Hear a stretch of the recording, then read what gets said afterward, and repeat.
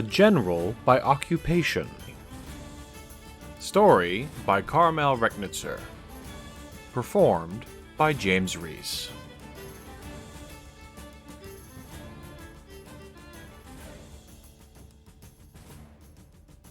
"Dead center, if you would," demanded Kaspar Dietrich. The two mercenaries obeyed, despite their hesitation. Kaspar was glad to see that even in a place as lawless as the City of Five Sails, one rule held true. Gold commanded more respect than Thea's ever could.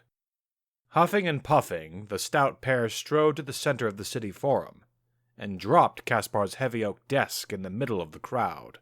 He set his most comfortable chair behind it, and sat down in exaggerated leisure. He tucked his hands behind his head, and slung his boots across the desk's polished top.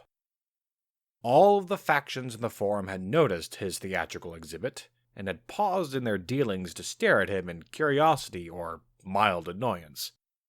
It meant each man and woman present missed the far more extravagant second part to his entrance. While the common people stared, an Eisen soldier stepped around each of the forum's columns. Their backs to the marble, each man drew their massive greatswords and held its point to the sky. The men cried out in unison, "Our swords are bound to Herr Dietrich. We hold this forum in his name.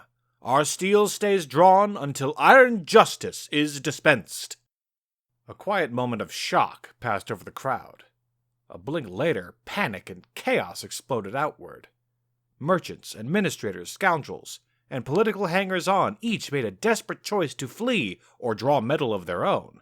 When the first few escapees ran past the columns with no interference, the crowd slowed down. "What is the meaning of this?" came a thickly accented voice. Kaspar recognized the man by reputation. Yevgeny the Boar, an Ussuran mover and shaker within the city, if rumors were to be believed. The man's burly physique indicated that this might not be a metaphorical description. He looked big enough to literally move mountains and shake the stars down from the firmament. Good. When Kaspar brought such a fearsome man to heel, the rest of the public would follow. "Ah, a pleasure to finally meet, Herr Yevgeny," Kaspar greeted the man. Casually, he motioned for Daniela to pour 3 tumblers of schnapps. His wife had not liked the sound of his plan, but she seemed to accept that he would change his mind on the matter. He was glad to have her tacit approval. Yevgeny seemed hesitant to share a drink at the impromptu table without understanding why, and Kaspar could not blame him. Without slinging his feet down from his desk, he proceeded to orate to the crowd at large. His wife and her maidservants, meanwhile, dispensed alcohol to the thoroughly confused crowd. "I want to begin by expressing I bear none of you ill will," Kaspar spoke. He had commanded soldiers and knew how to throw his voice across raging battlefields. Projecting his voice throughout the forum was child's play. "This morning, I awoke to find a church defiled.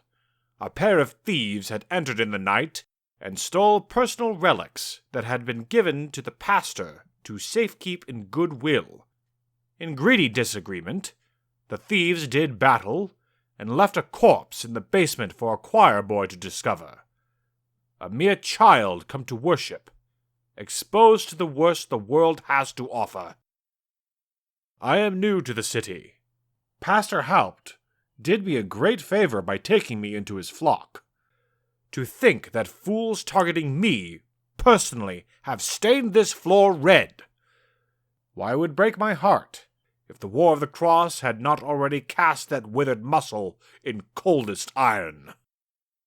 I come to you, members of the Forum, not with a request, with a demand.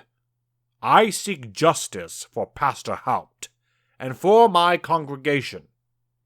This city has produced cowards, despicable enough to rob him instead of me. This city will produce the surviving miscreant to my justice. The relic will be returned. The choir boy's family will be paid for his distress. Penitent volunteers will replace the soiled floorboards in Pastor Haupt's basement. Just as the city has disrupted our worship, I disrupt the city. The forum remains occupied until justice is paid, our church made whole, and I am satisfied. Until Theus is satisfied. Kaspar hoped his tone emphasized the sincerity of his words. He wasn't here as a matter of ego. Theus had put him on this fine earth to fight for a righteous world. He would crusade for Father Haupt, the way he had crusaded against the falseness of the Hierophant.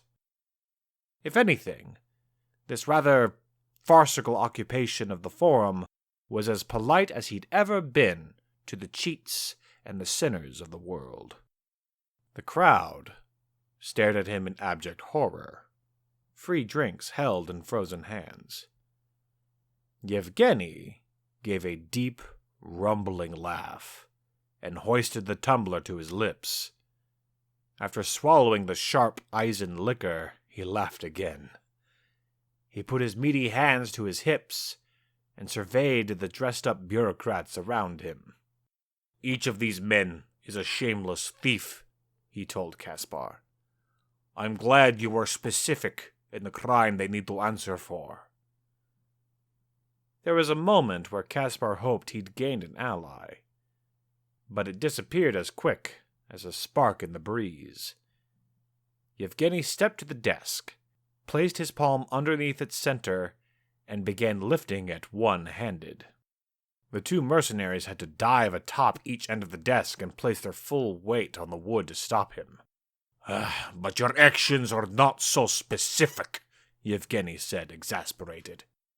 There are a few innocent people at work here, old dog. Don't bark and bite at everyone who passes by.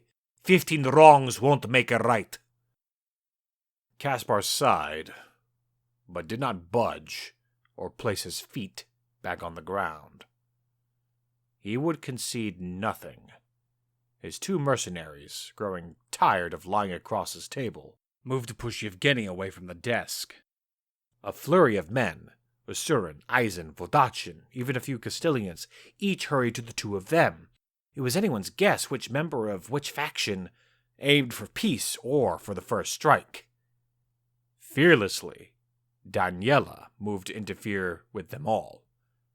Without flinching, she stepped in front of an offended Ussuran and pressed a delicate finger against the sharp edge of his blade. He stopped in uncertainty, either mesmerized or frightened by the fiery look in her eyes. His comrades and the rash soon-to-be combatants also gave pause. The glare of a beautiful, angered woman, Kaspar thought to himself. The dirtiest riposte in the book. Think carefully before you draw blood, Daniela warned the man she stopped at random. I know personally the weight it can carry on one's soul. Carefully, her disheartened adversary pulled away his blade. He did not draw blood. Yevgeny, in turn, pulled his arm out from underneath the desk. The dour look on his face indicated he had some choice words left to speak, but he seemed to think better of it. He turned away from Kaspar without so much as an apology. The rest of the forum did its awkward best to return to the daily rounds. The square was wide, the steps generous.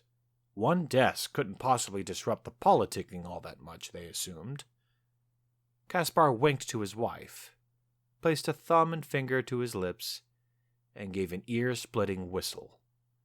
It carried far past the marble columns and into the city beyond. The non-violent brigade of his hired help descended into the forum. Whole platoons of butlers, handymen, serving boys, and an Eisen string quartet marched in bearing the arms of their office. 12 more tables were laid, each quickly kitted out for its own purpose. Food, accounting, the drafting of legal papers, a round table for off-duty gambling, and more. Shamelessly, a handful of his soldiers pitched their sleeping bags and tent, even made a show of starting a fire right on top of the mosaic tiles. Yevgeny turned back to him, face red with anger and incredulity. He waved his arms at the proceeding, but seemed at a loss for words. Kaspar raised his refilled tumbler and offered him a friendly toast. The boar of Brevoy, however, gave him a look that promised future trouble, and stormed away. "No business but Eisen business proceeds at my forum, ladies and gentlemen. Not until Pastor Haupt and his church are made whole," Kaspar said. Reaching the height of passive-aggressive performance, Kaspar's personal manservant shooed the city treasurer 5 feet to the left, all to set up a shoe-shining station. A handful of city gutter snipes, stomach full of Eisen bread, gleefully began scrubbing each of the Eisen's crew's many boots into a mirror shine. Kaspar had retired from the battlefield, but not from the finer forms of war. He was glad to add such a stunning political victory to his belt. The showmanship allowed him a brief respite from the roiling storm of rage he'd felt this morning, once he'd heard Father Haupt's shameful news. "And what of you, Daniela?" he asked his wife. "This morning I heard a new name added to your prayer for those who'd have passed on. I'm sorry for not asking earlier. There was much to prepare. But this new name, this Gonzalo of yours, did I know him? Does the city also have to answer for his death?" The color drained from Daniela's face, and her expression turned helplessly, hopelessly tired. She shook her head, no. "Are you sure this was the right thing to do, my love?" she asked. "The right war to start?" You could take old Iron Dietrich out of the battlefield, but you could not take the fire of battle from the marrow of his bones.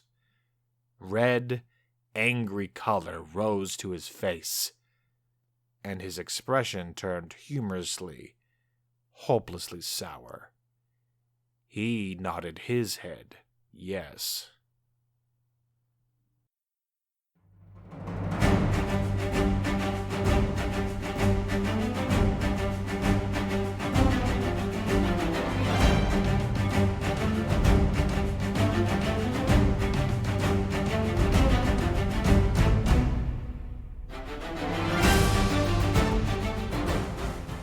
Thank you for listening. Please subscribe for our future episodes, and check out 7th Sea, City of Five Sails, a living card game. You can find out more about the game in our community on Discord. The link is below. The 7th Sea IP is owned by Chaosium Incorporated.